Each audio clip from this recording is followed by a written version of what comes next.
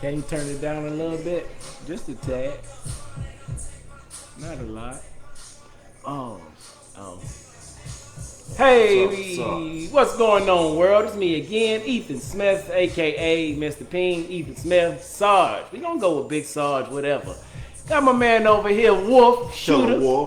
Killer Wolf over here. You know what it is. Big Sunday Wolf, night. whatever you want to call him. Grunt Speak. By Grunts, for Grunts. Everybody's welcome, but everybody will not and cannot be a member. 11B, 12B, 0311 Marine. Let's get it. This for us, brothers. So this public service announcement, this is not for kids. This is not for kids. Although this is for everybody, it may be some language and some words used that kids may not need to hear. Now, the message may be powerful and it may be beneficial to them, but it's going to be fun, it's going to be funny, it's going to be challenging your mind, but you might not like everything that we say, and that's cool. So I'm just letting you know, this might not be for kids. But other than that, sit back, joyous, have fun as we talk with one another as grunts and help us make it through this thing we call life. What's going on with you, Grunt? Man, look here. I think we just go ahead and freestyle it today, man. You know, just come up with whatever we want to talk about, man. Whatever the business is, we're going to talk about it. Well, okay, so I was asking you that earlier. And then y'all tune in, man. Drop something in the comments. Make sure you share this video. Tag your Grunt brothers as I get ready to call our next, how do I want to describe Sutton? I just learned to get to know him right now, so I think you'll be able to describe it better than me. Yeah, but I'm looking at how I describe the title. Okay, our new member, because you brought him into the fold. You was just like, you put the stamp on him. Y'all missed it last week. Big Wolf over here, Shooter. Now it was a dope moment for me because he don't know Sutton like that. And I know Sutton is a good dude. And I know how Wolf is. He actually watches the character of a man. And so for Wolf to vouch for somebody just from knowing him on a computer screen and what I said about him, like, that said a lot. Now mind you, just 2 weeks, 3 weeks prior to that, if you took the conversation the wrong way, we were having a conversation about why our white brothers don't support our Black Lives Movement matter and the black brothers when we get home. And then here it is, this brother just adopted the white brother in just out of nowhere, was like, yo, he gonna be on the board. Hey, he a member. We stronger together. You get both sides of everything. You know what I'm saying? Man. You got a person that lives that side, person live this side. We all meet together, man. It can't stop us, bro. They can't stop us. But yeah, he gotta have a nickname. What nickname y'all gave him? Man, I used to just call him. We used to just be funny. Like we ain't had no. I'm gonna come up with some shit for him before the show over with. And once I get a couple more of these little apple ciders in my mind, I'm going to come up with something for him. You know what I'm talking about? Something. He said his name was. He said his name was White Chocolate. Remember? But yeah, I've been moving, man. I know you know because you've been there helping me and shit. Absolutely. But yeah, we had a whole U-Haul of my wife's clothes, man. A whole U-Haul. Fellas, man. Infantry, grunts, moving. I've done it for 10 years. And we just gonna talk about, like he said, we gonna freestyle it and we gonna keep it all wrapped around timing and punctuality. I'm gonna tie it into something so you have somewhere to go with it. I'm gonna tie it into some stuff, but moving is not ever fun. Oh no, it's never fun. You at work? What's up, brother? What's going on? You at work? Hell no, bro. Oh, okay. Hey, we on Grunt Speak. That's what's going on. So we was just talking about you. I had to call you up and get you on the line. What's up? What's up? Why does it sound so low on your side? I don't know. Probably something with the comms. We go get that. What about now? Can you hear me? That's a little better. Just a little. Just a little. What about out here in Facebook? What if you log into Facebook? Can you hear us good on Facebook? Because I got the microphone plugged in as usual. Give me a second, I'll log on right now. All right, cool. But I still got to be able to get you good on the phone because you in the conversation in the show with us. We're about to do it or what? We already doing it. We on there right now. Baby. Everybody get to see your man chest.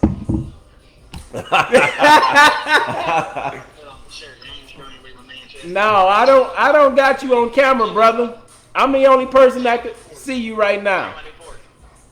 Oh, you just built that? What do you got? I had my dad come over and help me. A new porch. Check it out. Oh shit. He work at home. He like a manager at Home Depot, and he be building shit and all type of shit. Hey, ain't shit else better to do right now. I wish I knew I'd do that shit. I had that shit fucking all Hey, you got lit, it all lit up?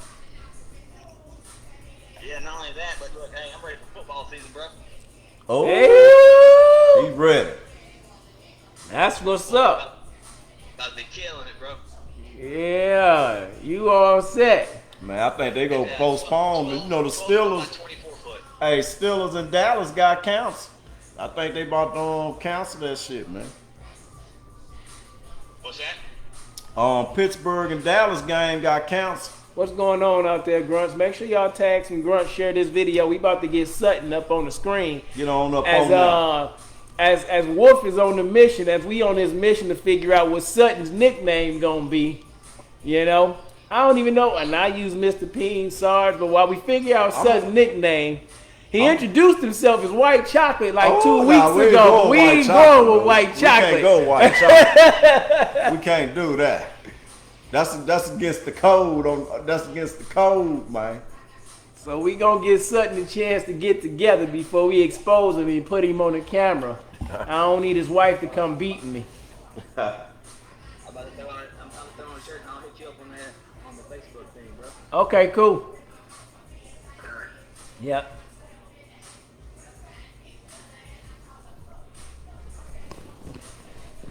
All right, man. So Sutton gonna tune back in with us. So as Wolf was saying, we want to just talk about kind of freestyle a little bit. We got a lot going on. You got 4th of July coming up next weekend, and What you got planned? I don't really have nothing planned. You're gonna be back at the house, right? Yeah, we about to eat that crawfish, man. Steph Pops, he about to be doing the damn barbecue, man. We about to get the pop. It's supposed to be raining like a motherfucker though. Yeah. But yeah, we still gonna get it popping, man, up under the porch. Mom got a little TV out there. We gonna get it. What do y'all normally do? Y'all normally do stuff like that for like the holidays and stuff like what was your upbringing like back in Baton Rouge? Oh, back in the day, like Back in the day. holidays? You Yeah, talking like about period, Christmas and shit. Like period. Like all right, for example. Man, we did backyard parties, motherfucking blues playing. Used to have crawfish boiling, neck bones or some shit boiling. Everybody still on the same fucking street. And we all just wild out, man. I was a little boy. I was getting hold of beer and shit. You know what I'm saying? Right. Getting a little beer can where they set it down. They be drunk, forget about it. I get the little beer can, be hitting that bitch. Uh-huh. But yeah, man, it wasn't like it is now, though, because, you know, a couple of my people be child protective service be on my ass, but shit, I got hold to, you know what I'm saying? Yeah, But yeah, it was a fun childhood. Wasn't nothing, no harm to it, you know. Uh-huh. No harm lost. I'm glad I ain't live, because my mom was like, boy, you talking about that shit on Oh no, we is live though, so if you like it. Nah, then- I'm talking about my mom, though. Mom, much respect to you. You did good. No, what man. I'm You did saying good. is this. She don't have to see it now, but you might forget and go like the video later. Then that's gonna tag it to your page. Well, she know I love it. It's all Absolutely. good. Because here's man. the thing, man. When I was young, I was doing the same thing with my mom. That's one of the fondest memories that I have with my mom. Like, Right. you know, God rest her soul. You Right. know, my mom just passing and everything.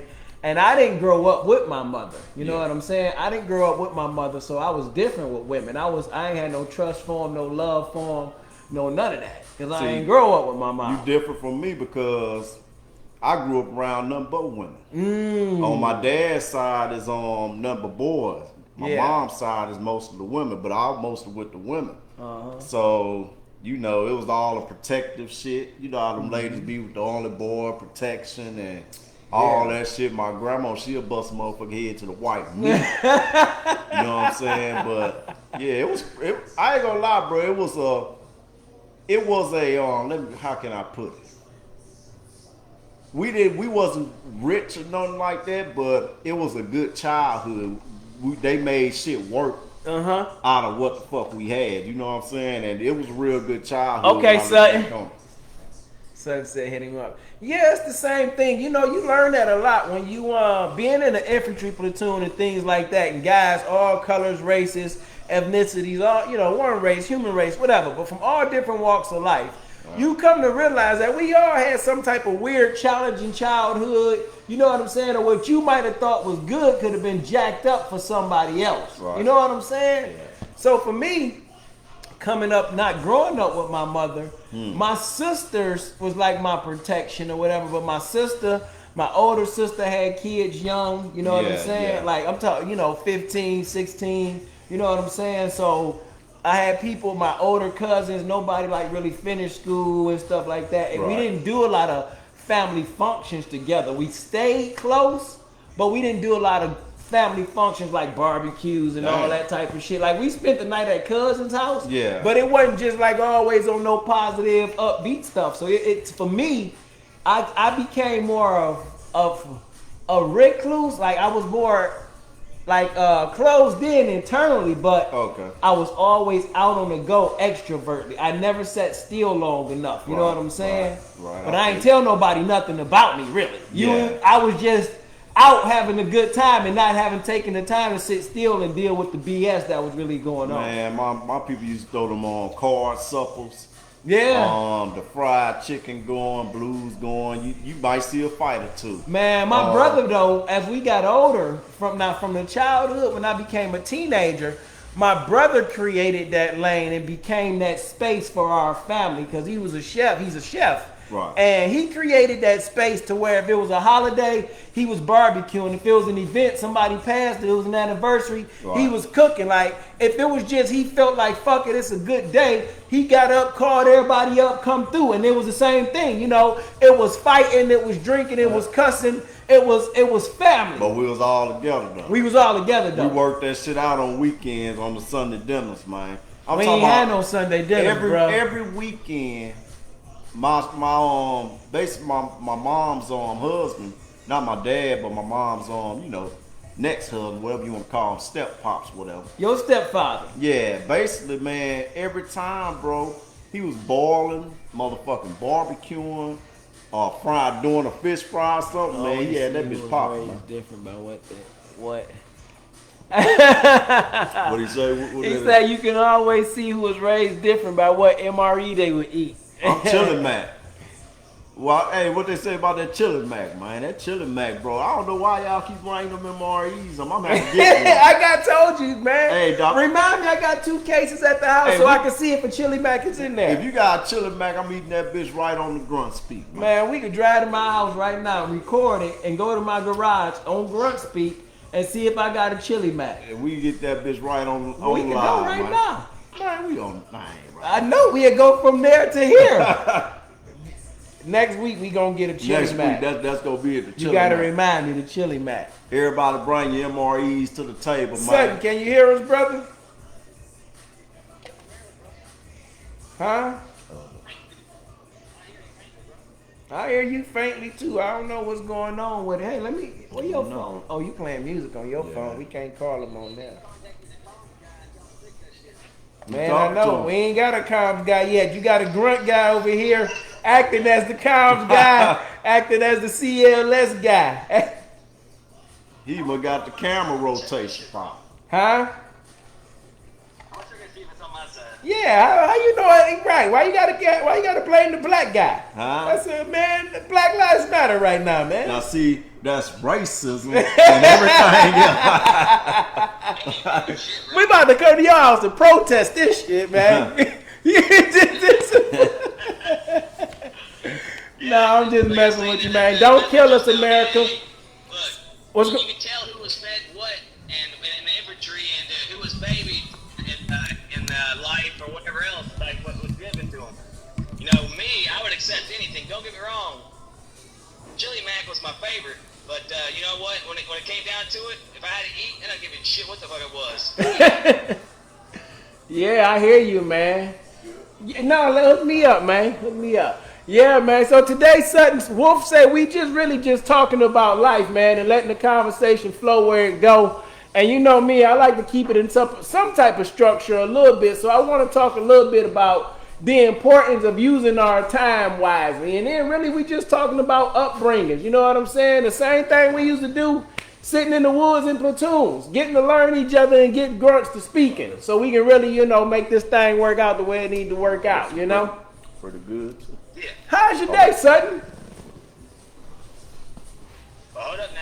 I'm still trying to get it all turned up here so I can hear y'all's asses. It's Oh. coming in low for some You reason. pretty good now, though. Man, on our end, you sound great. Yeah, we can hear To you. the phone.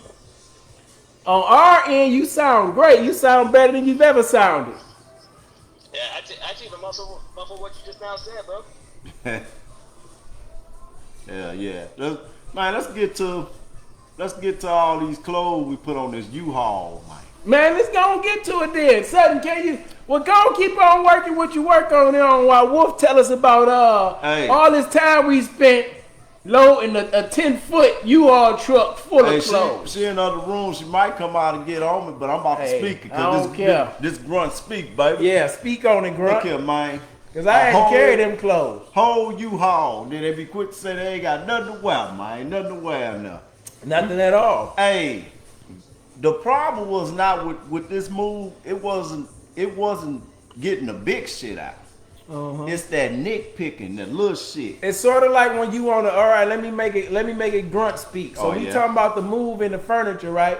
The problem ain't doing the mission, going in there and assaulting the objective. The problem is the bullshit going to the briefing after briefing after briefing after briefing when we didn't already rehearsed enough. Let's just go on and hit this thing. Yeah. The problem ain't moving the clothes. The problem is we got to move all these clothes individually on hangers. Yeah. And then later you got to deal with, you said what you know. You gotta get the shoes, and then you gotta come back and put it in the spots and all that shit, man. It's just, I ain't gonna lie though, ain't no complaints this way because the shit had to be done. I had my brother with me.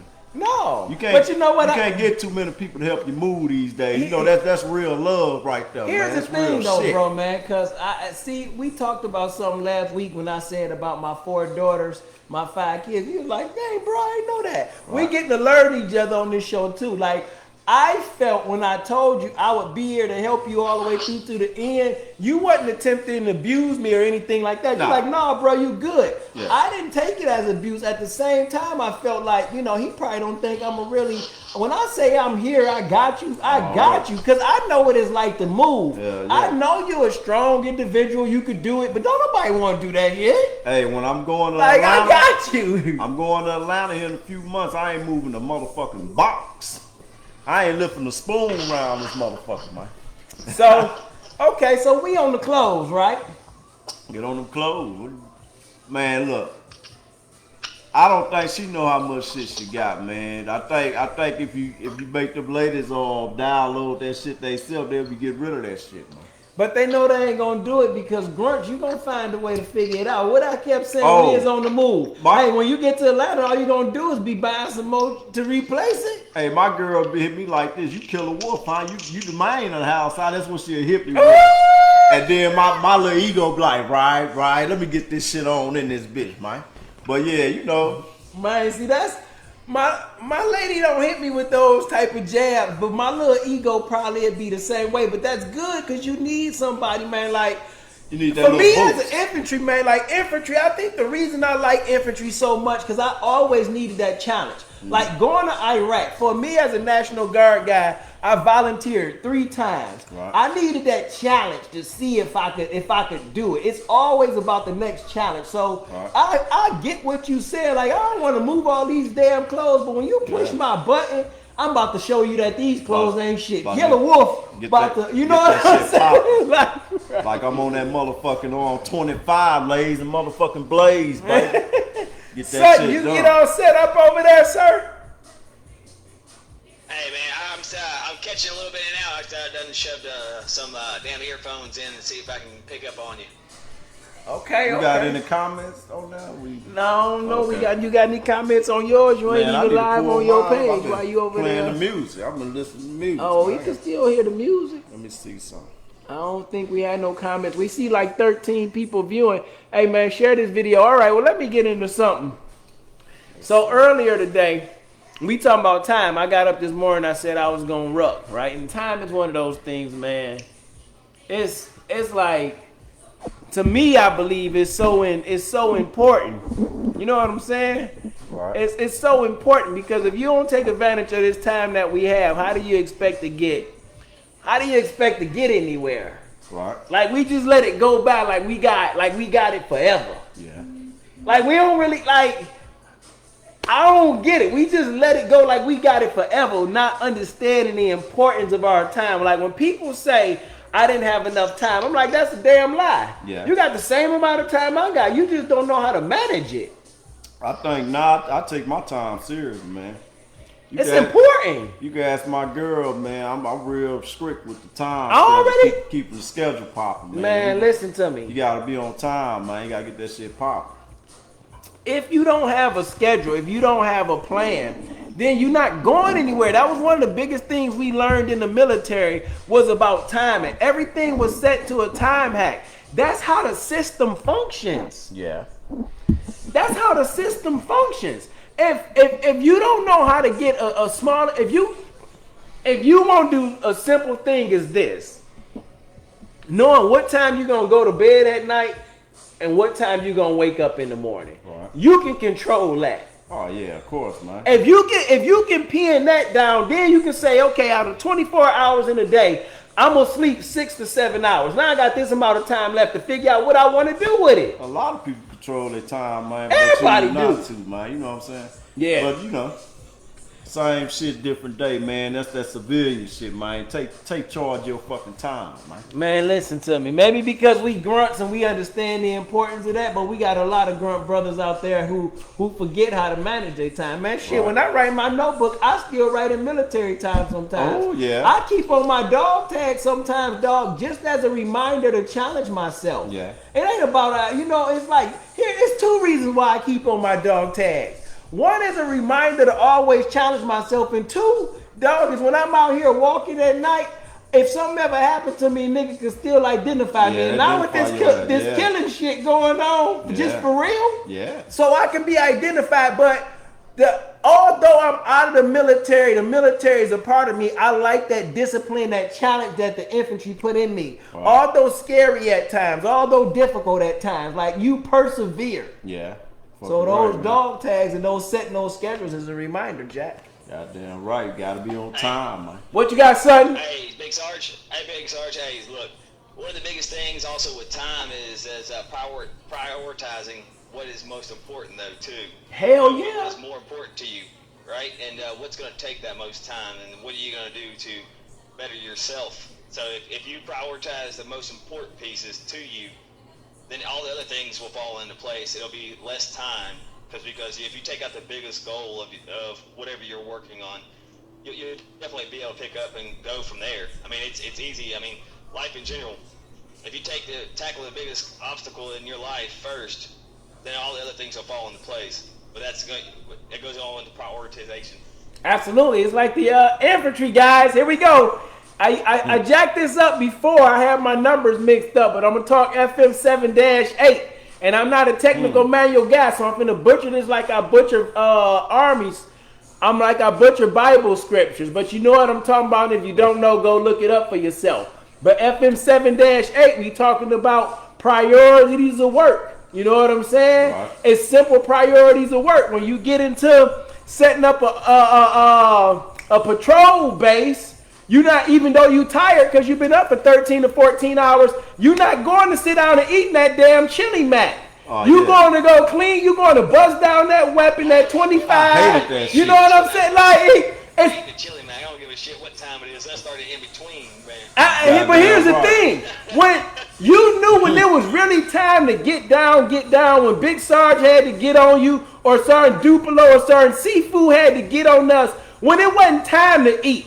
It was for real security, priorities of work. When it was get my ass out of bed, hungover, go to work, get this money because I got to go buy this new house. I got to go do this. Like, priorities of work is so important when you talk about managing time. But you know what, bro? I never know how I made it like that shit, bro. I used to stay coming to motherfucking PT toe up still. But here's the thing. But I made the run and every fucking thing. But I made time for it. I got my ass up. Even after drinking, man, they got to brand that shit, man. The whole platoon smelled like a motherfucking brewery in there. Like, man, what you was on gin? That's also another thing. You know, it goes was it prioritize, right? You know, a lot of these younger kids don't know these days is that you've got to prioritize what you really want in life. Hey, that $500 car note a month, and you want to live in an apartment, right? You got to prioritize what's more important to you. Is a house with a family more important to you, or is that $900 car payment? Is that $20 cheeseburger, or is it, hey, look, I can sacrifice these $20 cheeseburgers for, hey, look, I can go eat something else that's a little less expensive. You know, live within your means. You know, that goes into a lot of the prioritizing. Here's the thing that in infantry I never did a damn thing, but now I've learned, and hey, look, I'm appreciative of what I have. So that's for damn sure. And here's the thing that I've learned and that I've come to understand, and some people may not like this way or see this way as teaching or thinking or instructing, but I don't even fault the young people for what they do. Because I was young, and I know the only reason that I understand that they wasting $20 on cheeseburgers and sometimes on Jordans because they want to look sweet for two reasons. One, they feel like they had the money and they want to look that way. Two, they young and they just exploring life and doing what they want to do. And three, and most importantly to me, I was young and I did something that somebody didn't understand. So like when I was 18 or when you was 19, we was in Iraq, your priorities were different. Now that you're older and you see life differerly, you have wisdom to give to somebody else. But to somebody that's young, they're like, man, shit, I'm looking to go do this. I wasn't trying to hear none of that shit, but you know what I'm saying? That comes into a lot of role models, though, right? Absolutely. The right role model. Absolutely. You're out there, they're out here watching these music videos and seeing these young punks that are out there acting fools and they're thinking that it's something cool. At the end of the day, they need to watch somebody that's real, you know, real life. You know, watching Mr. Payne, you know what I'm saying? This is what we have to do, though, brother. Nobody's gonna come find you. You have to present yourself, and that's what we're doing right now. Again, it depends on the age. When I say young, when I'm looking at teenagers, when I'm looking at my son who's 15. I don't fault my son so much for his life and his responsibility. But what I understand as a parent is his life is what I've shown him. So a lot of these kids I don't fault. I fault the parents who haven't grown up and are afraid to take responsibility for where they're at in their life. I mean, we all understand what Forbes magazine is. It's talking about millionaires and financial literacy and things that we all want in life. My boy Wolf talking about it right now, how he always talking about, I'm going to level up, I'm going to keep doing what I do. I moved from a 5-bedroom to a 6-bedroom. Yeah. That's a growth mindset. That's what Forbes is. This what the young people, man. I think with the young people, they don't respect a lot of the old cats. Because a lot of the old cats too got their shit still fucked up. Absolutely. And then some of them will tell you like, motherfucker be like, man, how old you is? You still doing this, doing that? But see, a lot of them young cats, they look at the old cats and be like, man, how you go tell me something with your shit fucked up? I agree with that. We got too many motherfucking motherfuckers pointing the finger, but they need to point that shit at themselves. Absolutely. Get themselves right before they start teaching these young folks. Absolutely. And that's where, in a generation, we fuck up at. But they'll follow the motherfucker with the most, you know what I'm saying, the most money, all this bullshit. But at the same time, you gotta have that knowledge, man. That's why I don't fault the young generation like that, and I say you have to look at the parents as well, because we are the example. Yeah. Forbes magazine said it's like 65% of the people in the world are visual learners. Like, we learn by what we see. Our parents used to say stuff like, do as I say, not as I do. But when you look back on it, most people may be 5 to 10% above where their parents was. Right. That's no knocking them, but most people only go as far as what they see. And for the younger generation, with the internet and the YouTube and all that shit, they can learn so much. And if I can see you not doing well, why I'm gonna listen to you? That 5 to 10% over what their parents is doing, that's expected. They shouldn't be where they should. Absolutely. They should go beyond. Absolutely. You know what I'm saying? As TD Jakes said, if I brought you this far, you can at least go further than what I brought you. Well, yeah. Well, Because I showed you at least to get here. Mm-hmm. But they gotta increase that shit, man. Oh, what you say, TD Jakes? Yeah, TD Hey, Jakes. Big Sarge, it goes back to being infantry. You only learned so many times of not to fuck up because you got to smoke the shit out of them. So every now and then it takes so many times. Till your fucking heart about to burst. If you fucked up, they smoked the shit out of you until you threw up. Like Big Sarge did here to me while I was overseas. Too many times. Maybe throw up. I don't even remember that. Oh, he don't remember that shit, right? He don't remember that shit. That's why I tell people at work. You only gonna learn, and like it's self-learned. Everything in life is self-learned. You gonna learn yourself, right? You gonna make mistakes. But see, how you take those mistakes and how you learn from those mistakes is how you're gonna roll with it. I think we went to the best school because with the military, when you make mistakes, you still fucking bettering yourself physically and mentally by doing them fucking push-ups. Oh, absolutely. But when you out here in the real world, man, and you make a mistake, you go pay for it with your life or whatever case may be. That should have blessed. Hey, do these push-ups. You helping it. It all goes back to how you. Hey, little lady. What's up? What's your name? He said, "What's your name?" Siley. Oh. Siley? Yep, Siley. Hey, okay. That's beautiful. How are you? He said, "How are you?" I'm doing good. You're good, yeah? That's good. Good, yeah. Well, welcome to Grunt Speak. She's over here with bubble wrap wrapped around her damn arm. Man, my daughter love popping that stuff. Hey, son, she understand that you got to get a nice support under your non-firearm. So when you hold your weapon, that's a good idea. I'm already looking at my second one already because I've got a second daughter. So I told my wife, it's like, hey, since we had a second daughter, I got to get a second gun. Yeah, absolutely. Put insurance on that trigger so point. Hold one in each arm when shoot. Yeah, man, it's important, man. Yeah. Hey, man, it's funny how we all come from different walks of life, you know what I'm saying? And kind of, because, son, you're originally from where? West Virginia? West by God, Virginia.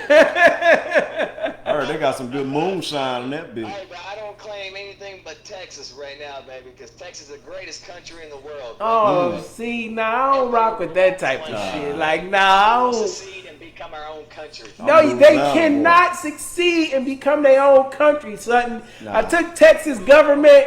They can't do it, brother. It's not possible. And if they do it, they're going to become Mexico again. That's it. And the Mexicans coming through that bitch. Hey, we'll just gain Mexico. That's all it's going to be. Shit, we're going to go back to being Mexico. Yeah. Sutton.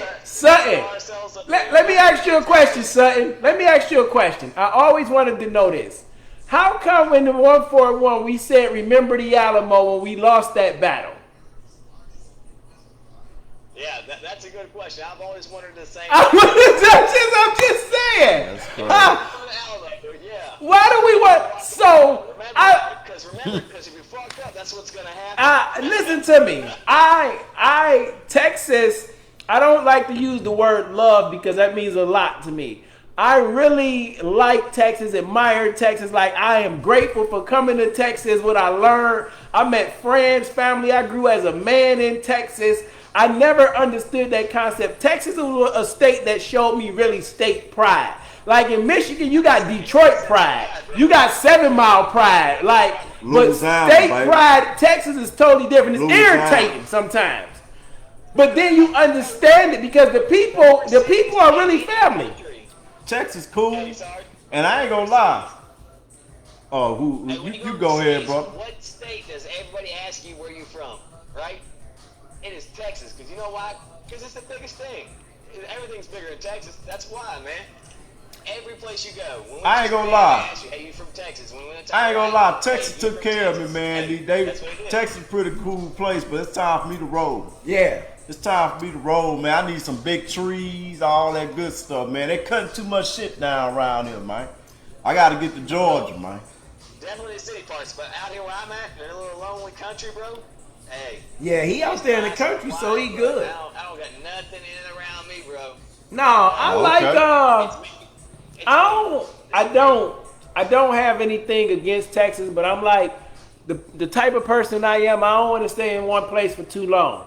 Right. Anyhow, but my wife really helped me get to that. I like going other places, but I never thought I would leave Detroit. Like, I never really just thought about that or fathomed that. Man. It wasn't nothing that was even on my radar to leave Detroit. I thought when I got out the military, I always was wishing that I was going back to fucking Baton Rouge. Really? And then as life started to hit, and I'm coming around, I'm like, man, I ain't shit back in that motherfucker, man. What's this gonna make me to go back there? You know what I'm saying? I met my beautiful wife here in Texas. In Killeen? In Texas. You was in Killeen at the Texas. club? What club was you at? Was you on Fort We Hood was at Street? City Lights, man. I don't know it because I was guard, but I would go up the hood enough. Yeah. I didn't roll through there enough, and you didn't hear enough stories. And so Right. I was up there yesterday, matter of fact, taking my son to get a video Man, game. I haven't been back to Fort Hood in so long, man. Man, it's Listen, crazy. yeah. Listen, man, it's crazy out there. It's a young lady. It's a soldier out there, man. Still That's missing, man. They just found a young man Body whose body, sign man. remains. I wanted to ask you that, man. Like, Fort Hood, I hear Killeen to get crazy out there. Them soldiers be Bro, going like that when they come back. Killeen is one of the most dangerous motherfucking cities in motherfucking Texas, man. Tell me. Yeah, Look it them up. soldiers be no. They be on some other, man. You got nothing but a bunch of killers out there. It's a melting pot. You got Jamaicans, Haitians, Russians. You know, everybody come to the military. And it's just, bro, and you got the outside thugs that grew up in Killeen. And them motherfuckers, bro, they do some killing around that bitch, man. For real. I ain't know Killeen, Texas was like that, son. We would just go to North Fort Hood, do our training. Yeah. But, hey, where I stay at, in Biter, everybody thinks it's dangerous, but the third most dangerous city in Texas is where I go to work at in Beaumont, Texas. All right. Yeah. Yo, I heard about Beaumont. I heard that Beaumont was one of. I heard Beaumont as far as just being a racist place. As a black man, it was somewhere I didn't want to be at night. Listen to me. In Beaumont? In Beaumont, this is what I heard. But Duplo told me. Listen to me. Duplo told me back, before we went on deployment, when they did one of those hurricane things. I don't know all of them. Hurricane Ivy, Ike, somebody back in the day. It was Ike. And they went to go, and they was like, National Guard soldiers handing out water and stuff like that in Beaumont, Viter with all that. And they said they was in Beaumont, man. It was like an Asian, a black, and Hispanic. And they were literally at a checkpoint passing out water. And they said, man, we did not feel comfortable for our life. We had some Beaumont. Bruh. So Beaumont, serious, bro. Nah, I didn't know that about Beaumont, man. I didn't know that shit. That's crazy, man, how things happen in life. But, it goes back to, again, time it. I work at Home Depot, bro, and I literally seen people pull up in a parking lot and start shooting at each other. No way. At a Home Depot parking lot. Yeah. No way. At the Home Depot, Sutton? Yeah. At the Home Depot parking lot, bro, they rolling up in there and started shooting at each other. They've got their own, some of the biggest known Houston rappers are from like Beaumont, Port Arthur area. Yeah. Yeah. Bun B and Pimp C is from Port Arthur, right? Yep. So that's where Beaumont is, in that area. So is it a lot of racism? Is it a lot of white versus black, black on black, Hispanic? Is it just a mix of everybody on everybody, or what? Yeah, it's really a big old mix on everybody. But when it comes to Beaumont, yeah, hey, it's like whenever all this stuff started going down with all this racism, it was just like another day around the Golden Triangle, because so much racism going on between Viter and Viter and Beaumont having their thing, Port Arthur, it's just another day around this area. That's why when I was talking to some of the cops around here, they're like, yeah, it's whatever, man. I ain't think Beaumont's like that. Just because so much shit goes around here, it was just like another motherfucking day. Wow. Yeah, see, I don't know. I remember one time, though, when I first moved to Austin, because I tell people this all the time. I don't know anything about Texas. All I know is Austin. I live in fucking Austin, and Austin is like a liberal city. It's just different, and all of Texas is not like Austin. Hippie. You know what I'm saying? Texas, most people... most people from Texas do not like Austin. You know what I'm saying? But It's a hippie city, man. absolutely. Austin is 6th Street. That's it. But see, Well, I gotta this go. would be I gotta get up out of here. this would be the perfect place for me to come from leaving Detroit though, because when I went to Houston, Right, there we go. when I went to Houston, going to Houston for me where I went to visit somebody, the person that I knew, it was just like I was back in Detroit again. I was like, well, shit, I don't want to be down here for this. Now, I ain't gonna lie. Houston got some I ain't good gonna lie. parts, and Houston got some I ain't gonna parts. lie. I ain't gonna lie. I would definitely pick. Now, what I know now, I would pick Houston over Austin because this is the only reason. When I was in Houston last time, we didn't know we was in the hood. You know what I'm saying? It was real painted. Yeah, oh, for sure. That's like how I You did know when what I, I'm saying? yeah. Real painted, but Yeah. after going down there when I was looking for my house now and looking at the nice, beautiful Yeah. areas, it's a nice ass Oh, place. it's some nice areas in It's a nice Houston. I done place. been in some. Like I said, when I first came here to visit, Mm-hmm. where I went to see this person was the right, hood. right. But the last time that I went to Houston and I went to see other people and I visited other places in different timing, I found the good parts. I'm like, oh, I can deal with this. You ask any Baton Rouge, Louisiana You just gotta boy. Stay away from the South Side. That's what it is. South Side. That's No. where all this shit's going down, bro. No. Like, North But Side, We was over there on Sunnyside, by Sunnyside over there, man. Sunnyside Acres. Yeah, we was. Ain't that where Lil Flip's from? Well, I don't know. I don't know. I don't know what the hell. Where he from? Cloverville? What I don't know, man. I just, Don't give me the line, man. hey, listen though, it's so funny how we come from all walks of life, but once we put that uniform on in BDUs, DCUs, You better go to work. ACUs, multicam, once you put that on, baby, we all Hey. know time for going to work Look time. here, I don't give a fuck if you a blood, crip, racist motherfucker, whatever the fuck it is. When you put that uniform on, you better come to work. Period, point, game, man. That's it. Get your game face on, nigga. Get them uniforms on. Let's roll. Did y'all have, what's his name? What? Did y'all have gangbangers in y'all unit? Oh yeah, we had a lot of them. What? Had a couple of them, yeah. We ain't had none that I know of. I got a story for you. Don't tell us this stuff. Hey, grunt time, story time. We Story back in the time. field right now. Get your grunt story. Get Get your the drink motherfucking up. cups up. Here we go. Grunt story. Look here, man. Hold up. Oh, let me wait on you. Go on, dude. There we go. Okay. All Cool. right. Hey, hold on, man. Yeah. Hold on. Oh yeah. I don't hate to say this, but I gotta say this, Grunts. I gotta say this, right? I was just scrolling through my Facebook today, only because I just seen him drinking that Budweiser. Bud Light. I was just scrolling through my Facebook today, man. Why they say this Budweiser came out and said that for the last 12 years he been pissing in the beer vats? Man, I don't hear that shit. I swear to God. Oh, you bullshit. You bullshit. I swear. I ain't no Hey, way. look, man. I swear. Before I came over here, I seen that. I'll drink anything with alcohol content, baby. See, I swear. Man. All right, yo, tell us the story, Grunt. Okay, I'm back to it. Okay, we had this OG Crip dude.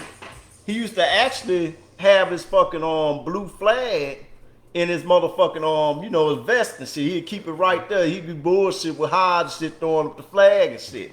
Till one day, we came up on fire. He was dismounting back in the track. So I'm like, hey man, we catch a fire. So I get to land motherfuckers out at 25. Got them up to the house and shit. You know what I'm saying? We about to go raid that bitch.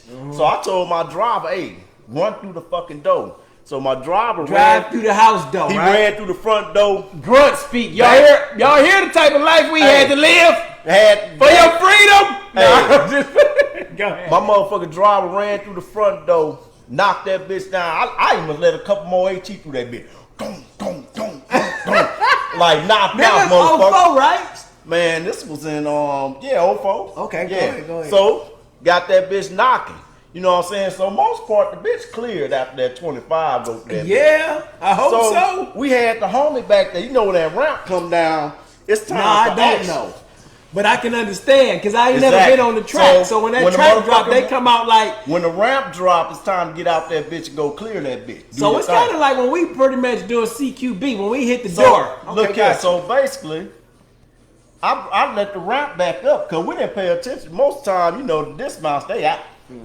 And then we let the ramp back up. Then Squad leader called, hey, Wolf, hey, drop the ramp. We still got a dismount back there. I look back there, bro.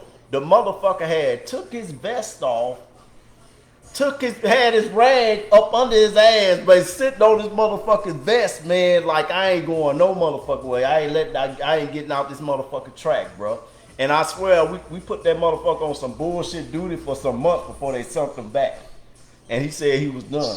He was done, bro. OG Crip though. OG Crip. I said, man, throw that flag up at him, man. throw that Crip flag up at Hines, boy. What's going on? Nah, OG. I ain't knocking nobody. So he was a OG Crip. OG Crip, man. Cali. Yes. Listen, man. When I was in basic training in 1999, man, we had this cat. I ain't gonna say no names. He is from Cali. I'm sorry, don't be telling your age out there, bro. Who? No, man. Hey, man. I make 43 look good. Y'all better get on. You better get on my level. Hey, so you always look young, Sarge. I know. That's why. So I ain't afraid to talk about it. Better get on my level. And now that I'm back on the team with the young shooter, I'm finna look even better. I'm finna look even better. Gotta get it. Hey, man, look. I got a lot of work to do, though, Sutton, so I got to stay in shape. I got Grunt Speak. I got Mr. Peen with my wife. I got another business thing that I'm building with my life coach, and so I got to be in shape. You know, you got to be prepared to always assault the objective. I'm just going to let you know, round is your shape, square is your shape. That shape's a shape. Absolutely. I like my shape. Hey, I'm not even gonna lie. Whenever I see old boy walking behind that camera, for some reason I thought he was walking behind me. I was like, oh shit, somebody's behind me right now. I'm outside by myself. I was freaking the fuck out. Oh, we all? No, that's me messing. Walking behind that fucking computer. I thought that dude was walking behind me. Oh shit, I ain't behind you, man. I ain't behind. Hey, don't shoot up the backyard, man. Quick. Don't shoot up the backyard. You just built that stuff out there, man.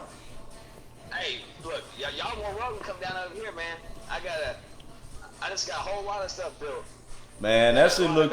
You know what? That comes from hard work and dedication, man. Hey, it went back to what we were talking about earlier, prioritizing, man. Right. But see, at the same time, what the fuck else we got to do, you know? $600-700 note. But I decided to go against that because I want to pay more toward my house and invest. Right. So at the end of the day, invest. You know. Right. That's what a lot of things. Hey, that motherfucking Chevy will get you around just like any other car, man.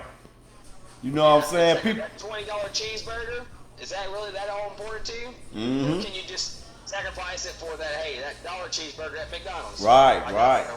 Or shit, just go to the grocery store, get you a thing of ground meat, make that bitch yourself. You know what I'm saying? Right. But that's what I'm talking about. I think people live above their means, man. What's what we going with, man? Let's do this. Mm-hmm. Yeah, man. Shit, what you been up to, man? I know what you been up to. You been building the shit. You been built a whole nother motherfucking house the way you going. Hey, look, I not only just to myself, man. I owe it to a lot of my friends and family. You right. Know, my wife, it's to her dream. Anything that makes her happy and it makes my what's up, brother? Both my daughters happy, man. That's what the end of the day is. Like, hey, look, I'm happy. I definitely am. I can't. People always ask me, why are you so happy, Justin? And they even in the military, they're like, hey, Sutton, why are you always smiling? Because you know what? It doesn't do you any good being frowning and for what? Being upset or mad. Shit already fucked up in the world, man. If you feel good, it's going to be good. Right. If you start feeling down, it's going to drag you down. It's the energy you put out. Dude, I feel good. Yeah. I want to feel good, and I want everybody else to feel good too. I want them to feel what I feel. Right. Because I want everybody else to be, happy. It's at the end of the day, it's the same thing as a manager. When I go up and talk to my associates, it's not when I go and talk to them, I don't go to them and start talking to them about work. Right. I go to them and talk about life, man. Right, I feel. Hey man, what you got going on at home, man? Hey, how about that football team? How about that basketball team? Hey, Texas is going to do it this year, right? I just don't talk about work because you know what? We at work. And Everybody talks about work. at the end of the day, they'll respect you more. You know what I'm saying? Because you ain't just out there being old punk ass ball stack like you know. Some people get a little rank. You know what I'm saying? At the McDonald's and some shit, then they be assholes to every fucking body, man. In the army too, not just at the next job. Oh yeah, we already know in the army, man, how the motherfuckers roll, man. Most time I'll rank 40 or close to 50-year-old guys and shit. So most time you only get a parade rest to talk to me if we in front of the motherfucking bitch ass sergeant major that's on the dress shit. Make sure you got your hat on or your Kevlar on, driving the Humvee type shit. Yeah. But Let yeah, me slide past you, Grunt. No, you got it back. Go ahead. you got it. Yeah, But yeah, man, at the same time, that's some good shit, man. Hey, that's why I had much respect for the sergeants that I had in the infantry I was in, man. Because you know what? They gonna tell you to do something, they do it right there beside you. Right. Now, don't get me wrong. If they're fucking around, yeah, which infantry fuck around a lot. We ain't gonna tell you nothing I ain't did. You know what I'm saying? Anything they can't do. Man, we used to tell privates go to the motor pool, get some grid squares. Mm-hmm. Be like, man, we'll get them grid squares, man. The motherfucker, we had them over running back and forth, Blinker fluid. What about beer? text the shots on the motherfucking track. Mm-hmm. All that type of stuff, man. But yeah, That was my whole leadership thing, though. I'm not gonna ask you to do anything that I'm not gonna do. I'm going to Sand Hill, man. I'll probably be at that. I'll probably run that bitch a couple times. Hey, one not day. gone. You might as well. I'm gonna come Yeah. on down there. We gonna have to. We gonna have to do a Grunt Speak at Fort Benning. Oh, come you don't want to do that. I'm gonna go. I bet you Alpha Hey, 247 ain't even around no That's a more. good idea. Yeah. Do a Grunt Speak at Fort Benning. Mm-hmm. That's how big we trying to get, man. So Let's look. get out there. Okay, so here we go. What? Say, oh, what? Oh man, I owe what 10? How many was it? How many is it? 10? No, you put your own number on it, man. It's your count. I'm gonna do 20. Okay, do your 20, because we gonna be as big as to where the military gonna invite us out for Grunt Speak to speak to the young grunts, man, to help get them prepared for life. Like the NBA had an NBA symposium, the NFL had a rookie symposium. The same thing, man. But it's all about timing, Grunt. You gotta get yourself together. We gotta get ourselves right. Hell yeah. We got to get ourselves right in order to help get them right, man. Like it's Sutton said earlier, you know, about these kids, and we talked about their respect and everything, but it starts with us as parents. You know what I'm saying? You said it earlier. A lot of times, and I say this often, but you said it earlier, a lot of times people want to point the finger instead of looking at themselves. Right. You know what I'm saying? Like in the military, that was one of the things that I like. Even when we make them go look for the grid squares, it's like you have to be accountable for your actions, bro. Use your head. You know what I'm saying? Like you use your head. If one person fucked up, everybody fucked up. So Oh. look out for each other. Oh, the whole That's what platoon they- get down. The whole platoon get Look down. out for anybody but themselves, right? If we're all out there trying to join together and try to solve things together, it'd be a lot easier world. But everybody else is trying to point the finger out at who's fucking up and who's racist, who's doing the wrong thing. At the end of the day, you gotta look at yourself and say, what the fuck are you doing? What the fuck am I doing? What am I gonna do to make this change? Right. Yeah. Hey, how that cake eat that floor, Man, look. He over there cool eat that cake. I got some pound cake, some sock it to me cake.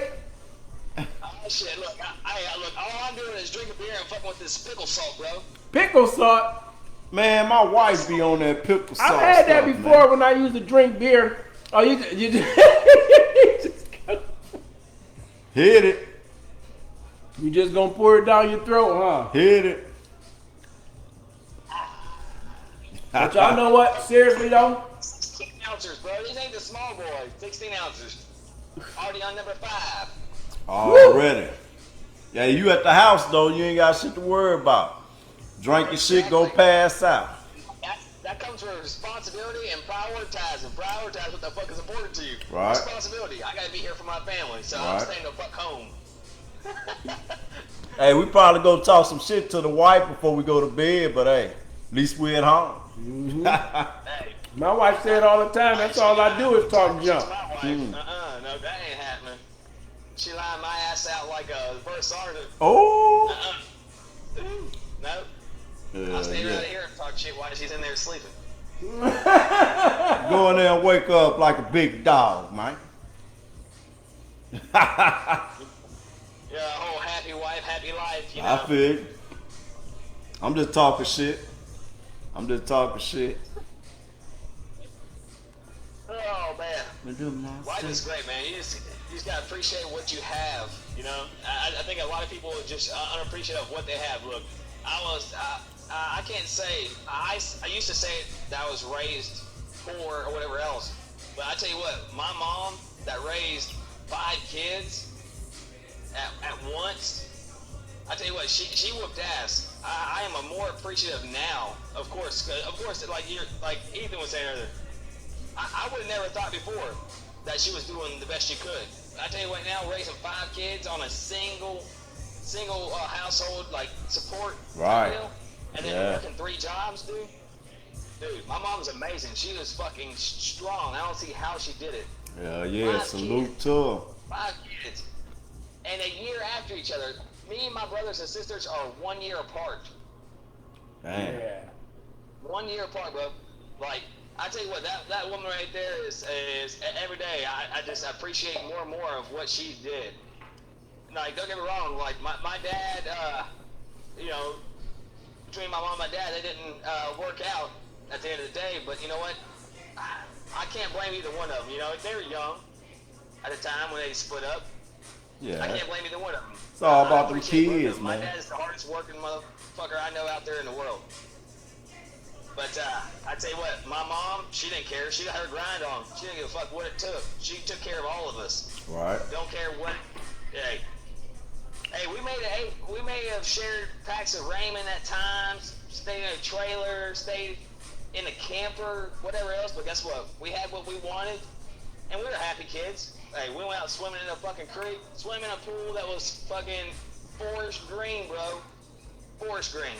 You know what? To this day right now, I'm happy for what I went through. But you never knew it though. You lived a good childhood though. So, you know what I'm saying? That's the point, man.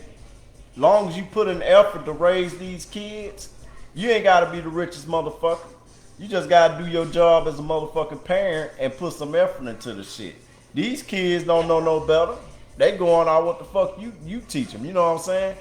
But hell yeah. A lot of people, man, think they need to be rich and all this shit, man. Just do what you can and let them kids know you doing what the fuck you can. They respect you more as a motherfucking man. Yeah, because period, point blank. My moms, my brothers and sisters, none of us are quote unquote technically considered poor, but we're all going good. Everything's Right. going well. I mean, my brothers and sisters, they all, whenever I go in there and I talk to them on a daily basis or a weekly basis, man, hey, they all got killer jobs. Right. But guess what? We all learned. You know what? You only gonna learn from your parents, just like Ethan was saying yesterday. Come about the mud. You're gonna learn. You're gonna figure it out, but you're gonna figure it out on your own. You're gonna learn from your mistakes. Right. You're gonna learn from somebody else's mistakes. That's the best way to go. Keep going, man. Go with the flow. Because as I was saying earlier, you can't let the sadness or the negative drag you down. If you let it drag you down, you already lost that battle. Right. You gotta be you. But you you gotta be. You know what? Fuck that. That ain't negative. I'm gonna turn that into a motherfucking positive. You got some rich kids that grow up fucked up. Well, not they don't grow up fucked up, but they was rich. You know what I'm saying? Come from rich parents. No, they grow up fucked up. It don't matter. It don't matter your economic upbringing. They grow up fucked up. fucked up adults though. You know what I'm saying? Yeah. Have all the money in the world, be fucked up adults. That shit ain't got shit to do with nothing, man. You gotta have principles first for any fucking thing. You gotta have some type of morals with you. You have to spend time by yourself. Who was I talking to, man? Who was I talking to? I was talking to my homeboy the other day. I was talking to my boy, our other grunt brother. I ain't gonna say no names, and he was saying that sometimes, man, I feel like, is it something wrong with me? Because I spend time by myself and I be talking to myself. And I'm like, that's the best conversation to have with yourself. If you don't spend time talking to yourself and figuring out what your principles and what your morals are and how to build the life that you want, you ain't going nowhere. You ain't getting nowhere. All right. It's like you were saying earlier, bro, when we was talking, you like, I just be at the house. Sutton just said, I just be at the house. Sometimes it's men, sometimes cats want to be out the house. When I was younger, I just wanted to always be on the go, running around. I was on my bike through the whole fucking city, riding motherfucking bicycle with the motherfucking what you call it, the little radio. Wrap that bitch with some paper to make the sound. We got that beat ride through that bitch like the cars got. Yeah. So we wrap our speakers with paper to make that shit beat, man. What, really? I ain't never done nothing never like did that. shit? You don't remember, man. Look here, that bitch be banging. I ain't never put no radio on my bike or anything like that. we had it popping, bro. We had motherfucking Debo bikes. We called them bitches trucks. The 3 wheels like you had in the backyard? Nah. Or the old school, the beach cruiser? Yeah, the beach cruisers, but we'll flip them handlebars, throw some dice on them, and wrap them on reflectors around that bitch, and we called them bitches trucks, man. Man, we called them bitches. We used to spray them bitches down and clean them with darn dishwasher liquid and shit, man. Go to Subway, get a little 6-inch, man. And then, hey, we used to ask for water and get Sprite or something. We used to ask for water and get the soda. Yeah, But I grew older. The soda machine make a noise when you got it. Yeah. So the lady knew we was getting soda. Absolutely. We thought we was getting no. No, they know. But you know, my shit was good. It was hood, but it was good. Yeah. Can't complain. No, man, the D man where I grew up was all hooded out. Like my first day in high school, bruh. My first day in high school, bruh, I watched the guy next to me pull a 45 out of his locker. Mm-hmm. And as I was walking down the stairs to go outside, I heard that thing ringing. It was normal. I'm like, oh man, this, you know what I'm saying? Yeah, it was a normal thing, normal. But it's like, once you get out of that environment as you get older, you like, dog, this is not normal. And then they say it's this not normal. They say it's kid harassment because we used to have to walk through metal detectors. Yeah, but I did too. Now they really need it now because motherfuckers are actually shooting up schools and shit and all that shit now. Yeah. But we used to walk through metal detectors, man. Yeah. Check your bag when you come in. Son, did you have to go through metal detectors at school? You finished school in West Virginia or Texas? No, I went in Virginia. But hey, look, no brass, no ammo, Sergeant. Huh? No brass, no ammo? Oh, really? No Bramo, man. I remember that, man. You got to get shaken down real quick. Then I have a piece of brass. Go ahead and frisk me, Sarge. Go ahead and frisk me. I'll let you do it. Yeah, see, you know what? While you working on Sutton's name, I done already discovered mine. Sutton, the way he keep on saying Big Sarge, that's what I'm going with. Big Sarge. I'm talking about name. Yeah, no, for myself. Oh, yourself? Yeah, okay. For myself. While you talking about you got to figure out one for Sutton, I said earlier, I won't use Mr. Peen like I use on my own page. I come, but Sutton keeps saying Big Sarge. I'm like, ah, I got a ring to it. I like that. Hey, that's good for you. I'm Killer Wolf. I already know that. Hey. Shit. I'm Killer Wolf. That's me all day, baby. Hey, y'all got some legit names. I'm just going for a little something so simple. We're gonna come up here. One more time I got. I'm come up with something, you know. But hey, in all seriousness, man, I know in due time we will reach the people that need to be reached to help change their lives. Like when we talk about these kids, like really giving parents, actually helping give people principles, man, because it's the whole platform of doing this. It's not just to get on here and bash nobody or talk about what people ain't doing. It's like, how do I help you get to where you say you want to be by taking some principles, by things that I've done in my life? Or as I like to call it, it's a BRM. It's a, you remember BRM? Basic Rifle Marksmanship? You remember Basic Rifle Marksmanship? Yeah. So it's a BRM, but what I mean by it's a BRM, it's a basic ready mindset. What I mean by it's a basic ready mindset, that's what most of us have, or most people have. A basic ready mindset meaning they just get up, go to work. On Friday is my turn up day. Saturday I get my hair done. I gotta go to school, go to college. Like, but hold on, let me finish. But what they not doing is they not applying sports to that shit. Here's the thing. You Well, see what I I'm say saying? absolutely. You gotta execute. Absolutely. You gotta get that That's shit why I going. say it's a basic ready mindset. But what I did, it made me think about when I went to Iraq and I had to flip it. We went from a basic ready mindset to a battle ready mindset because you was preparing to go to war. Right. And most people every day you like, okay, I got to get up. I'm about to attack this shit. You said your girl pull a cord on you sometimes. Say something about the clothes. She putting you in a battle mindset. So if you keep yourself in that mindset of I'm about to go into a fight, I'm always looking for the victory. I'm always looking for the success. Or time is, you know what I'm saying, at my advantage. Right. Because in order for me to win this battle, I got to take every precaution seriously.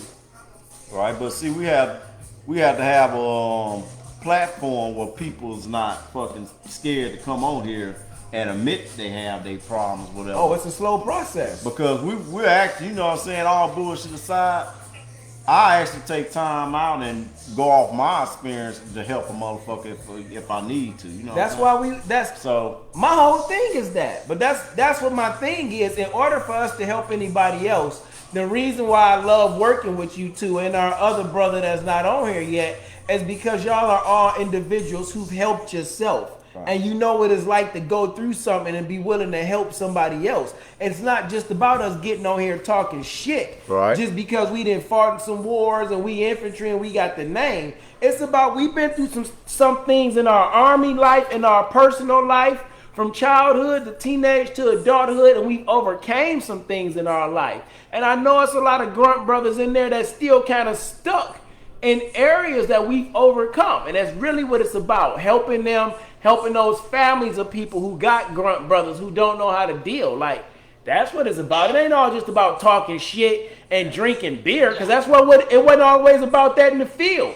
We talk shit and we drunk MRE punch or whatever, you know what I'm saying? Your little Kool-Aid packets.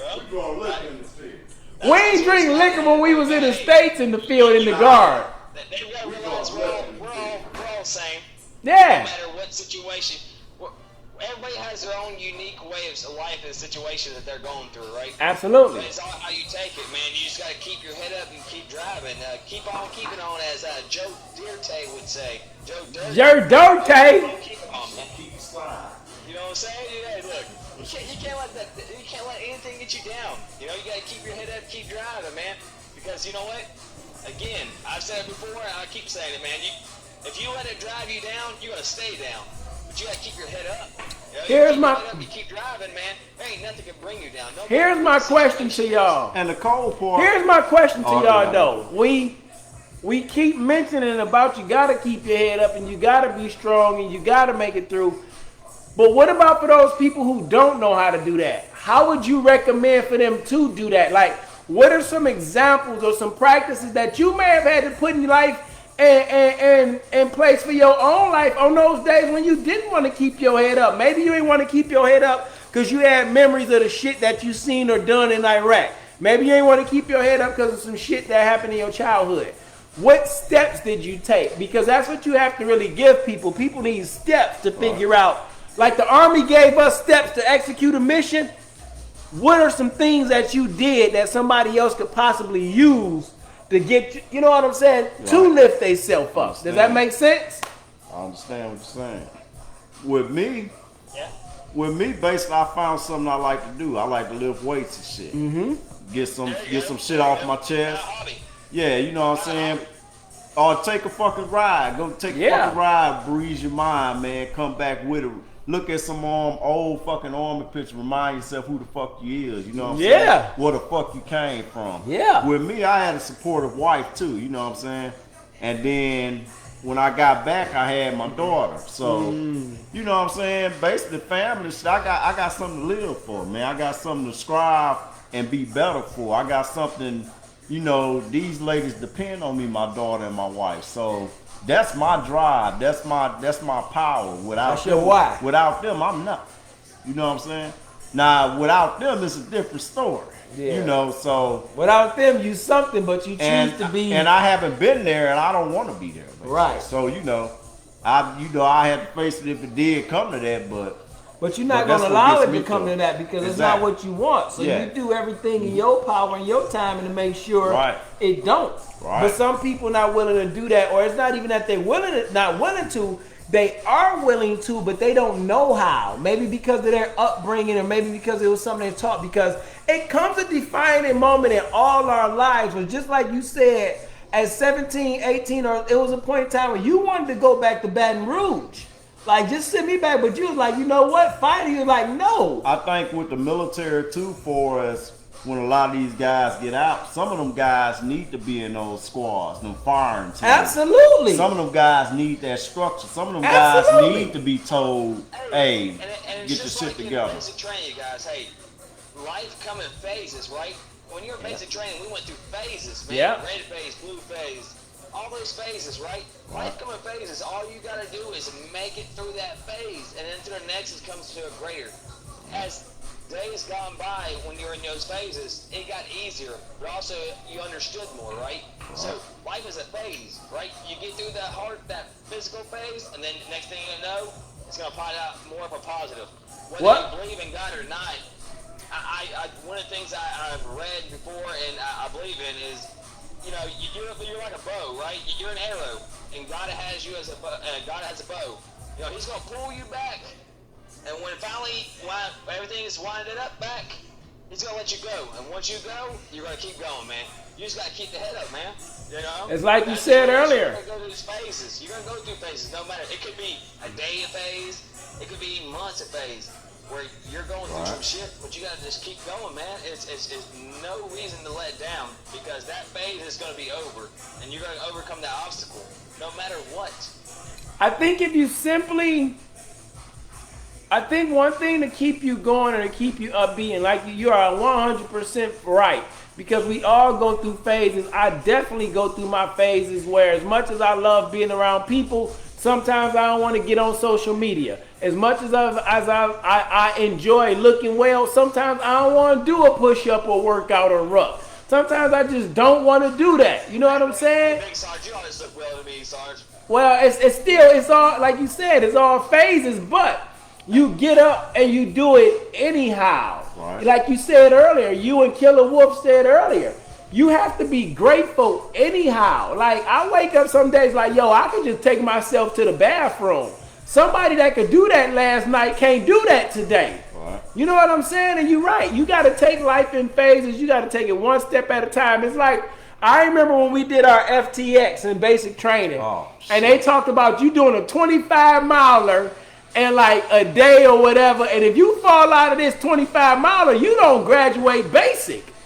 But what they didn't tell us is you do it in phases. But we did like a 15 miler, and when you thought you was about to die, you got a little break. And then they start breaking it up into other little phases, missions. Yeah.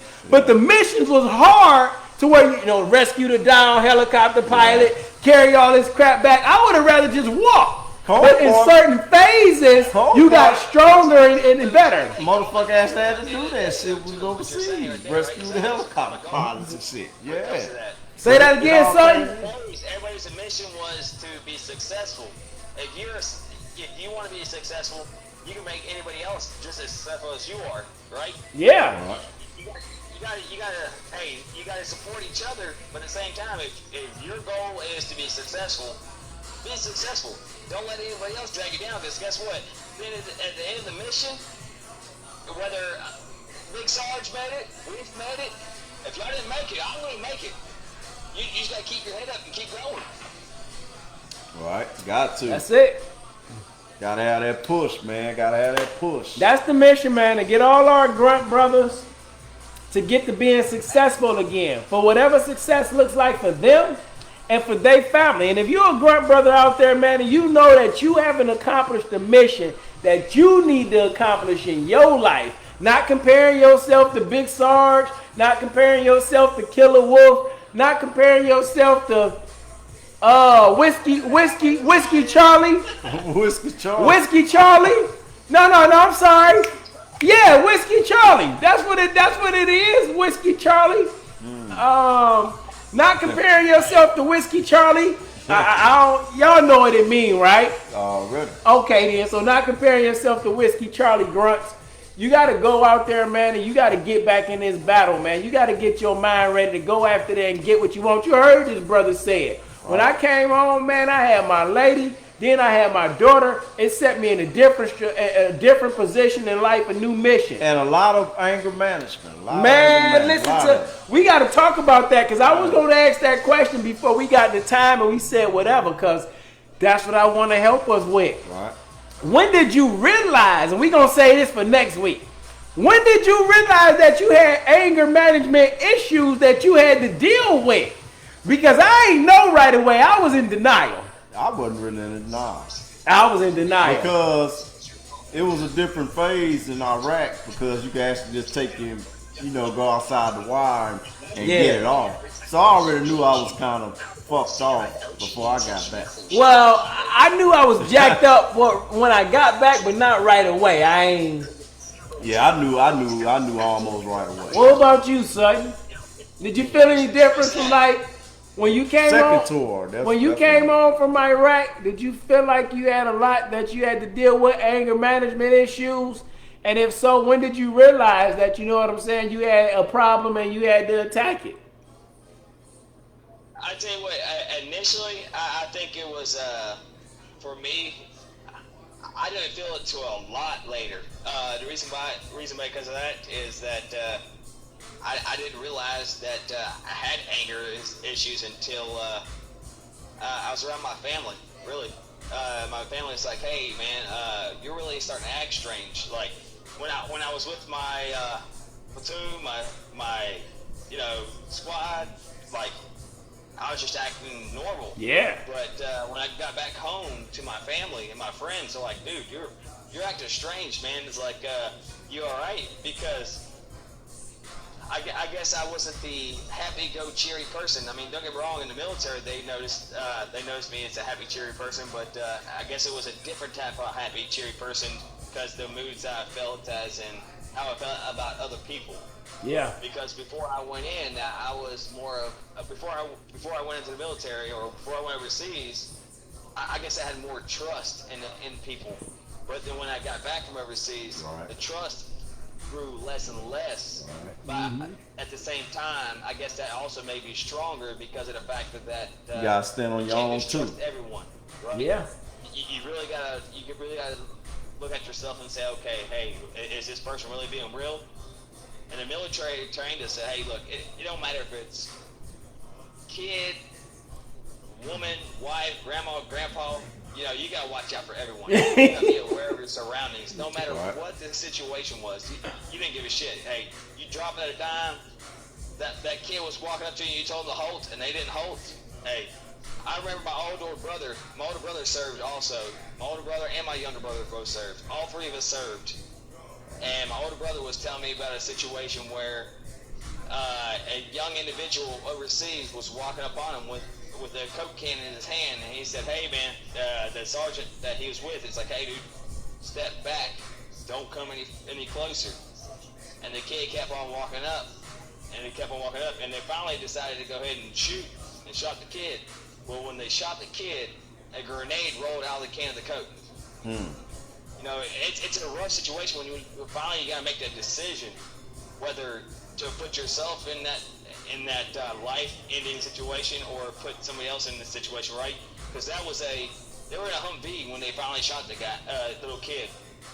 Yeah. You know, put you and your comrades in danger, or you know what, you may have to take a shitty situation and shoot a kid, which is really hard to do. I don't care who the fuck you are. Shooting a kid is going to be a hard situation. It was hard for me. At the end of the day, you got to protect yourself. It was hard for me, man. You know? Yeah. But shooting, and, I don't know. To me, I probably would have done it, but at the same time, you never know what you're going to do. I remember when Big Sarge told me, you never know what you're going to do when you're overseas. You can talk all this shit you want to, but when the situation goes down, you don't know what the fuck you do. You're going to either shit or piss yourself. That's what the fuck you're going to do. Shit or piss yourself, or you're going to get up and going to fucking start rolling. At the end of the day, you got to be there for each other. That's it. You'll find out when it's time. I mean, you'll find out when it's time, man. No choice. I tell people all the time, man, I volunteered to go to Iraq 3 times in the National Guard in Michigan. I volunteered. And when I was done volunteering and they wouldn't take me, I was overgoing. I was like, cool, fuck it, I guess it ain't meant for me to go. Then they called me and said it's time for me to go. I didn't want to go. I was like, I'm good now. That's when they I'm get good. you. Then they said I had to go, but I had automatically was like, okay, I'm going now, so it's whatever. And I remember being hard up as an infantry guy, looking forward to getting into my firefight to see if I was a man, an infantry guy. If I was the Detroit guy, could I make it? Man, I got into my first firefight. I like all my training, I feel like for a minute went out the window because it hit me. Like this shit real. Like they really want you dead. Yeah. Like this ain't no joke. And then with them like, listen to me, bro. My first firefight is like November the 4th. When I realized how crazy it was and the bullets was pinging all over the place because I was light. I was a foot soldier my whole career. We foot soldiers? Yeah, you know, Humvee jump out. Don't stunt on you know what I'm saying? Because we do it both. Oh shit. Mechanized, we do it both. It's always do a it track, both, man. It's always a track guy that want to claim me light. Dismount Yeah. But see, y'all ain't walking to no damn objective. Listen man. to me, man. I We never said anything about Mac wreck over here, man. We Mac. do it both. I ain't never I said did anything about Mac. This about this infantry guy right here. All right, go ahead. You could put me behind any other weapon, any dismount, carry 240, all that shit. I know how to use it. And you could put me on the track. I'm versatile. We do it both, man. It's just the better world, brother. It's the better world, man. How many of y'all that skilled and versatile as you? Just be real, because I remember What you you telling mean? me. Listen to me. I'm in law. Exactly what the hell I mean? Because I know it's some light. Well, Hold on, let me finish. It's some light soldiers. Okay. Now it's some light soldiers who might look the part, talk the part, but can't hump even the 240 or 249 or don't know the weapon. But just like you said, you had a mech guy. We're not tankers. Let me finish. You talking man. about tankers? Now, I ain't talking about. No, I'm not. I'm talking about like Us motherfucking mechanized. We do it both, man. Listen to me, man. You talking about your skill set, how good you are, how efficient you are. Well, I'm talking about as a whole. You jumped in on. Let me finish. You jumped in on something that I said because I wasn't even talking about mech and infantry. well, It wasn't a we thing. gotta talk about this shit. Okay, so now I'm asking you a question. All right. I know what you saying you could do. You can hump the 240. You didn't bend light. You didn't bend dismount. So don't disrespect what you said. I got that. But I done seen some Bradley guys who ain't humping a damn thing and ain't rucking. So let me finish. Okay. Let me finish. Okay. I know you got some guys that's mech who don't want to see no parts of having to walk nowhere or hump nothing. Right. Because I got some light guys who been like their whole career, and you be damned if you gonna put them on a 240 or a 249 because you know it's not gonna work out. This is where you mess up at. Because most, in my unit anyway, most guys that was on the track, they was dismount before they was on the track. That's how we go up to it. You know I get that. That's how we roll. It's kind with of it. like you moving And up. then, hey, when we shoot gunnery, you know what I'm saying, we doing dismount lanes too. We intervening with each other. And on my track, every man knows my gun. You know, it's no different than my. It's no different than my Humvee. Exactly. It's no different than my Humvee. So you ride the Humvee to the place, we ride the big boy track to it. That's the only difference is. Here's my thing, though. I wanted to go, from what I understood, from what I was told. I've never been to Afghanistan. I wanted to go. I never go either. I wanted to go to Afghanistan because when I thought about war as a young man, I always thought about it from the Vietnam standpoint. That's how we trained. Right, absolutely. But it I didn't absolutely. So I didn't think about rap. So when they said, but you know, it's wheel, mount, wheel, the same thing. They had us in the woods, but absolutely, the fight was something totally different. So I was expecting to walk everywhere. So when it was like, okay, even when I was light, I wasn't light, I was wheeled light. Right. Because you drove all over the place, then you got out and you walked. Now we would leave our police station and walk, 2 or 3 miles, but other than that, you weren't walking no more than 2 or 3 miles in Iraq. Exactly. You know what I'm saying? Exactly. So everybody was in something. Everybody in something. That's what I'm saying. Anyhow, I don't even know what I was talking about, but you know, mechanized, if it ain't light, it ain't right. Mechanized gunners, we got the most kills, man. We're overseas. The very first I-80 I remember us missing is because I fucked up on a route. Right. I remember passing up an 18-wheeler, and I remember passing them up, and they're like, God, I can't remember the name right now. Who was my squad leader? You could probably remember his name right off the top of your head. C. Fuentes. No. Your team leader? Team leader, sorry, team leader. Hold on. Did you have Carl? Huh? Did you have Carl or Dupalo? No, neither one of those. You didn't have Torres or Zuniga. No, it was, shit, I can't, god damn. Gates? High speed, Gates. High speed individual, yes, Gates. Yeah. Gates. He goes, hey, because I was the driver at the time, and he was, of course, TC. He was like, hey, go ahead and pass up this 18-wheeler up here, and we're going to go, we'll get on this next exit. I was like, okay. Pass it up. And as we're passing the 18-wheeler up, I remember us passing it up, and all of a sudden we get maybe a quarter mile, and we hear this big old giant explosion. I remember all of us sitting up our sit rep, and I was like, what the fuck just happened? So we go across the ditch and turn back around, and we're behind Taji. And sit. Yeah. That's where I was As soon as at. we get up on that exit, there was another unit that got hit. Yep. Right there. I remember that night, Sutton. I remember that mission, that other unit that got hit. We were going to Taji doing our detainee drop off. Bro, I was in Taji. You couldn't go outside the wall without a motherfucking tank or a Bradley. You couldn't go outside the wall without a tank or a Bradley coming out of Camp Cook. That's where the fuck we was at, man. That was in 2000 and Camp Cook. when he went though. Yeah, but look at the difference though. So you couldn't go outside the Without wire a at tank Taji. or a Bradley. That You was couldn't do what? no patrols. 04? 0405. That was 2009, 2010 Oh, when we okay. went. Listen, Okay, so- now look, the same thing he just described. I remember one night going on a mission and seeing two dudes in the middle of the road digging and could not engage. Oh, y'all on the wrong unit. No. No, that was theater wide.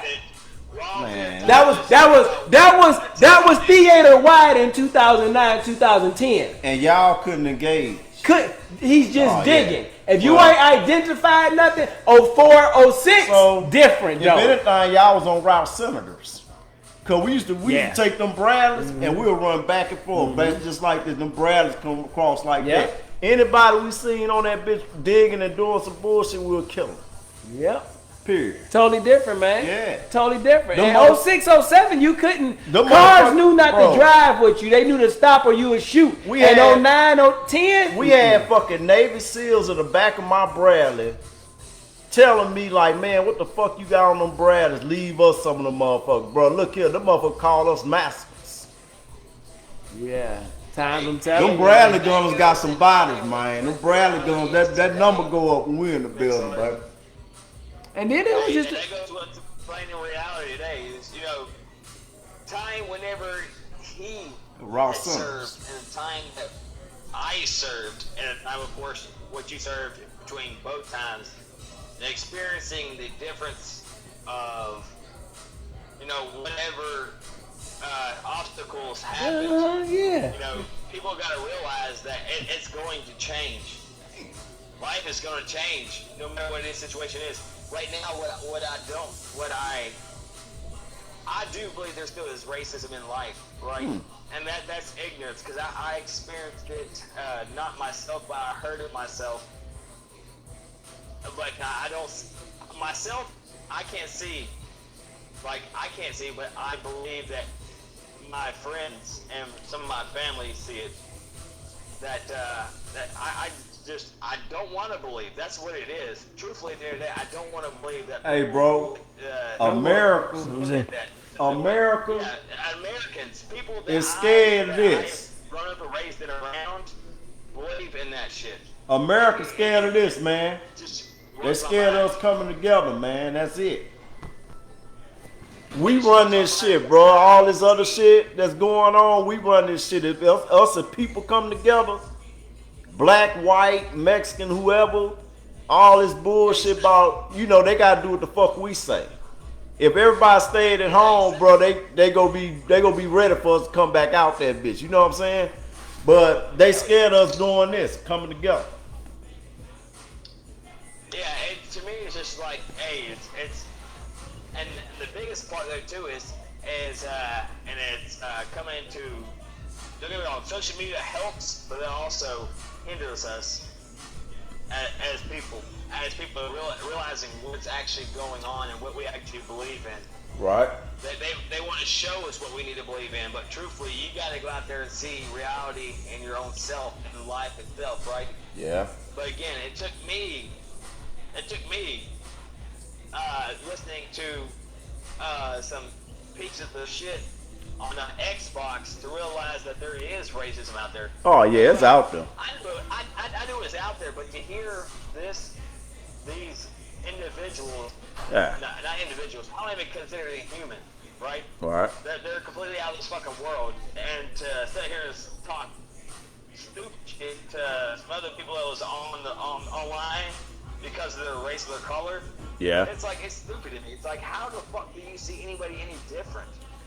Like, I see everybody that I We look bleed at the as same like, motherfucking blood. The good Lord, up out of there. Whether So you it's believe stuck it or on not. it's a magnet on the refrigerator. We're all brothers and sisters, and I tell you what, I consider everybody my brothers and sisters. I don't give a shit. Hey, if I cut myself right here on live, we gonna bleed the same motherfucking blood, man. And you cut yourself, same motherfucking shit, man. But hey, Well, guess what? I ain't gonna let you do it, Battle. I ain't gonna let you do it. I'm gonna talk you into it, man. already, Hey, let's do that, Battle. already. Just slide by you, shooter. Hey, you serve 0304, whatever time you serve, I don't give a shit. Hey, Already. we're all battles. At the end of the day, we're all battles. We're all gonna do this together. We're gonna be successful together as a team. I was there in As a 06, squad, 06 too. Yeah. We ain't 06, doing it alone. 07. We can't do it Well, alone. yo, yeah, where was you at 06, 07? I was in what's the name of that shit? We're doing what we doing right now. I was at Hold on, Five hold on. Warhorse. Five To help each Warhorse. other. Yeah, you gotta take care of each other. Five Warhorse, where was that at? Is that Baghdad or where's that at? Over there by Bakuba. That's north, right? I don't know. Yeah, Bakuba. I was Baghdad, that's we was all I Bakuba. know. Second tour of Bakuba. Yeah, I was Baghdad both tours, man. Like, And fucking Warhorse was a straight shithole. I was used to Tajin. But we wasn't never there to actually enjoy it. But they had the Burger King. Yeah. They had the 24-hour day. The women was getting their fucking hair done and shit. Yeah. I come back All on the that. Five like, what the fuck going on? But we fighting to protect the Five, basically. So, my first tour, I was on Five Rustamaya, boy. It was a dump, but it was still better than some people. I never heard of that It motherfucker. used to be called Camp Cuervo. Was that by, what was That was Baghdad. It was Okay. down from Was that by Ramadi, all that shit? No, hell no, it was by Sadr City. Mm. Yeah, it was by Sadr City is where I was at. Okay. And then my next time I did Liberty, the Biop complex where the airport was. Okay, I remember Bob, yeah. Biop was even closer to Sadr City. Okay, yeah, we transferred, come, okay. I know Yeah, something. that was even closer to Sadr City, and that's where I did both of my runs at. But, well, man, it's been another wonderful night on Grunt Speak. I'm about to be getting up out of here because I'm about to be going home and kicking with my family. Yeah, I gotta get my girl a life. massage, all the massage, man. Yeah, so I'm about to go home try and do the being same dog. thing. All right? I'll give both of you a massage. What's up? Got these Huh? little hands. Oh, I'm gonna let you go first with it. You get your massage. Nah, I'm good.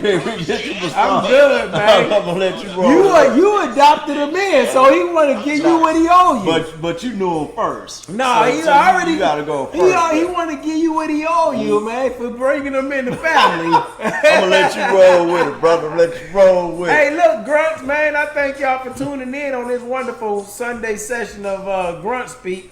Hey, question. Next week you gonna be out of town. That's a holiday. Oh yeah, I'm about to, I'm being Louisiana. I guess I had to go fucking live or how the fuck you set it You're gonna be in up. Louisiana? I am literally like, not even 20 minutes away from Louisiana. Yeah, I'll be in Baton Rouge, man. We're gonna be boiling crawfish and barbecuing.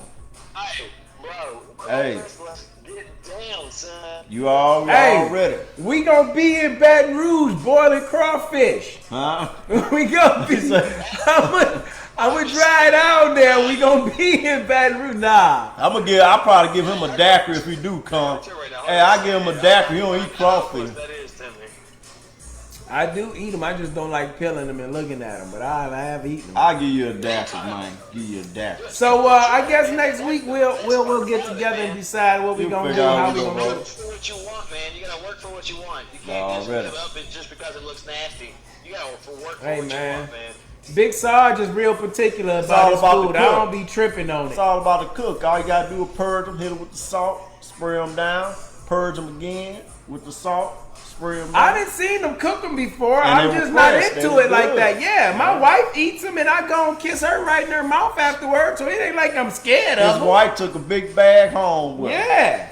So my family get down. It's just I don't really eat particular things. That's right, all. your daughter was eating. Yeah, My daughter, absolutely. yeah. But yeah, it's all about how to cook. 2 You know. hours and 45 minutes away from my house, bro. Nice. Hey, There y'all go. come on Set through. it up. Come on through. And I got the weekend off right here. Already, we go doing crawfish and motherfucking barbecuing, man. And drinking daiquiris. That's what I told him.